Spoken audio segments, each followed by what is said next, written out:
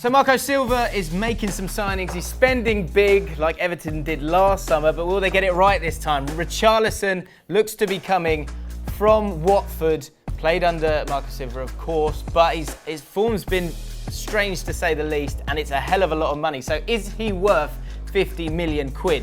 Ped from ToffeeTV joins me right now. Ped, first question before we get into Richarlison. What is the state of Everton fans this summer after what happened last year? Spent so much money and it kind of went wrong, didn't it? Have you seen that meme on social media of like Kermit the Frog looking really scared? Like that's basically Evertonians right. At the moment. There's no real excitement, I'd say, even though we've got a new manager. I don't think there's an excitement about the fan base. I think fans are scared of getting excited because of what happened last summer. So everyone's just keeping their powder dry for the time being, waiting to see what the new signings are like, what Marco Silva can bring to this side. But because of the way the transfer window is this season, and because it closes before the season starts, there's also that trepidation that if we don't get it right, then it's going to be, the mess will be on the pitch, and there's no way to repair it after the first week of the season. So it's got a sort of once bitten, twice shy kind of feeling, because all of those players last season, it does feel slightly similar, doesn't it? He's a guy who hasn't played for the top teams, but he's definitely got talent. He's another attacking player, but he's very different to the players that you bought, and then you ended up seeing what the weaknesses were for Everton last year. A lack of pace, wasn't there, last year? This guy, he's going to offer that at least. What strengths do you think he'll bring to Everton? I think the number one thing is that the manager knows him. I think that above anything else is the most important thing. The manager knows him. He knows what his skills are. He's obviously identified him as a place in the team that we need to strengthen.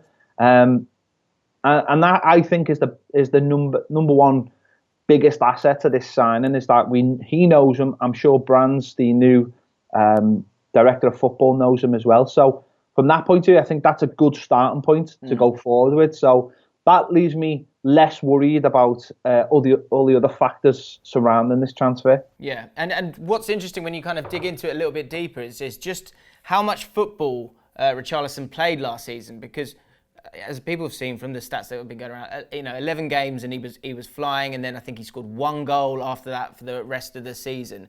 But if you look at where he came from, Fluminense, the way that their calendar works out in terms of the football season, he'd actually played, I think it was 62 games in 2017, which is obviously a lot for a 20-year-old at the time.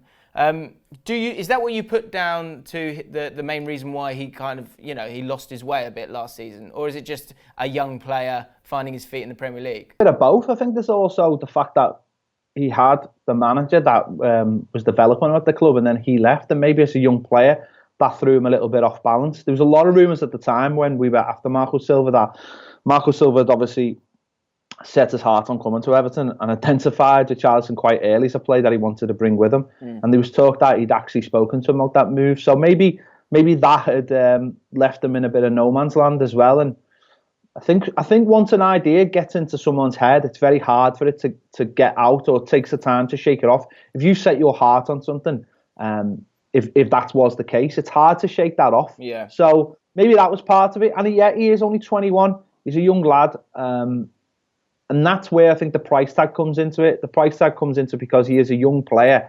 And when clubs are selling players now that are under contract, that have got 10, 15 years left of their careers, they know they're selling them based on that as well. So I think that comes into play with that large transfer fee. So how do you feel about that 50 million price tag? Do you think that just shows the potential that he's got, that you're willing to spend that kind of money, or does it make you slightly nervous? How do you feel about it? It depends how. It's funny how deals get done now, because we sold Lukaku last summer and everyone said it was 85 million, but it wasn't. It was 100 million. If you're gonna do it the same way the Richarlison deal's being spoke about, right, it was 100 million. So that's just the press, isn't it? You're seeing a number of 50 million, like we're doing right now. Right now. Story shoots, won't he? Man United got a 85 million pound bargain. Whereas, the real truth was we sold for 100 million. Now everyone's talking about Everton's signing a player for 50 million because it suits the narrative of people wanting to say that we're mad and we're spending mad money and Everton are panicking.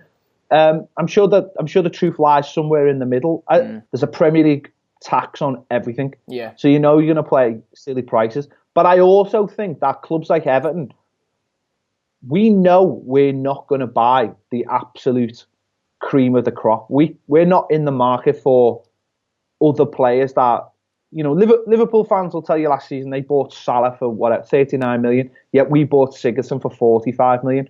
Now, there's two factors in that. One, they bought him from a team from abroad. And the other factor is, someone like Swansea, when they're selling a player like that, they smell the desperation on a club like Everton. They know they've got to try and buy a player like that. And it's the same with Watford. We could have got Mahrez. Well, we couldn't have got Mahrez, but for a little bit extra, Mahrez has gone to Manchester City. Yeah, supposedly, but Manchester City have got the power to go and buy a player like that. He's the next level. Yeah. Everton haven't. And all these clubs, I think, they smell the fear on clubs like Everton and know that we aren't going to buy players at a much higher calibre than someone like Richarlison. So they hold out, because what else are we going to do? Well, Everton come calling, they go, you want our players, you're going to have to pay through the nose. And that's the problem that teams like Everton face, the teams like West Ham face. Anyone below the top six that is trying to break into the top six, if another Premier League team is selling you a player, they know straight away that there's a desperation. So they just whack that onto the price. And we're going to see that more and more. Yeah, I think that's true. I also think that when I saw that, and I thought that's quite a lot of money, but then I think this guy's got a real pedigree. You saw how exciting he was last year when he was able to turn it on. What it kind of puts into focus for me again was how wrong you got it last year, because you were buying a lot of the players that you were buying didn't have. Well, you still have, but we've bought quite a few players who are that little bit older, and it doesn't have that same sell-on value. So when you are a club that's in Everton's position at the moment, a club that's got money, but he's in that really tricky position where it's not where Spurs are yet. Which if you get the right manager and get the recruitment right, you can bring through these players and you can get to Spurs' level. But if you keep buying people like Sigurdsson or Rooney, or even Theo Walcott to a point because he's a little bit older, there's not that sell-on value and there's not that kind of safety in that time to kind of develop those players. I think in Richarlison, I think you've got someone here who he could go on and be something really, really special. And even if he isn't that special, it's not going to totally ruin it for you either. So I think he's the right kind of player for you to be buying. To be honest, I also think Theo Walcott was an excellent signing for £20 million. And I think Sigurdsson will have a good season this season. I think he'll ultimately he'll never be worth £45 million, but I think he'll have a good season this season. There's other players that we spent money on last season, like Klassen and Sandro and people like that, who've turned out to be absolute duds. And the problem was, when we bought them, we also put them on big wages, so now we're finding it difficult to shift them. People like Yannick Bolasie. But what I would say is, we've ripped up that. We have sacked our director of football. We obviously sacked them 2 managers last season. We've brought in a new manager. We've got a new director of football from PSV, Marcel Brands, who is the man originally that we wanted as our director of football, but couldn't get him. Very, very highly rated man of that for that role, because he actually knows the role in and out. From the chief executive to the manager has completely been ripped up. And that's been another problem this summer. We've got new people in all the roles at the clubs, so that's made it doubly difficult to almost bed in this summer. It's a shorter summer because there's a World Cup, because the transfer window shut early as well. So literally everything's been against Everton this summer, and I think we're just in the next couple of weeks you're going to see 3 or 4 come in, and I think that's honestly all we need at the moment, because, like you said, there's older players there that need replacing. There's younger players that need replacing. Michael Keane's another one we brought last summer. I don't think he's good enough, ultimately. And I think we'll buy 3 or 4 and we'll leave it at that, and we'll build. Listen, I don't think we'll get any higher than 7th this season. Yeah. But we'll build and we'll try and put foundations in place that'll take us on. But it's interesting you mentioned Spurs there, because don't forget, if you go back 5-6 years, when Spurs sold Bale, they did exactly the same thing as what we did last year. They spent all that money in one go, and then from those players, maybe a couple of them, and then they did well, and then they sold the rest, and from that money, they reinvested that, and slowly but surely they've been getting it right. But you're absolutely right with Spurs. It was the manager who got it right. He told those players what he expected from them, and some were up to it and some weren't. And the ones that were up to it, he's kept, and they've gone on. And you've seen the likes of Kane and other players. Yeah. Whereas the likes of Andros Townsend, who wasn't up to it, is just at Crystal Palace doing absolutely nothing now with his career. So that is the model to follow, because the way football's gone now, you can't compete with a Man City, and there's no point trying. So you've got to try and do something different to break into the European places now. I couldn't agree more, and it happens in every league. It's the same in the Championship. I think people are now understanding, one, the sell-on value, two, the hunger that a player needs at the elite level. And there's a lot of players who make so much money in that period of 22 to 28 that after that, the hunger's not there like it was before. And I think in Richarlison, you've got someone who's got something to prove, with a manager who absolutely loves him. And you never know with these things, but I think that's the kind of transfer that you can be pleased with and hope that it can turn out, because you've got some good players there. It can be the start of something. Yeah, ultimately, people have got to put the price tag to a side and stop worrying about it. People last season, I mentioned Salah, people were questioning 39 million for Salah.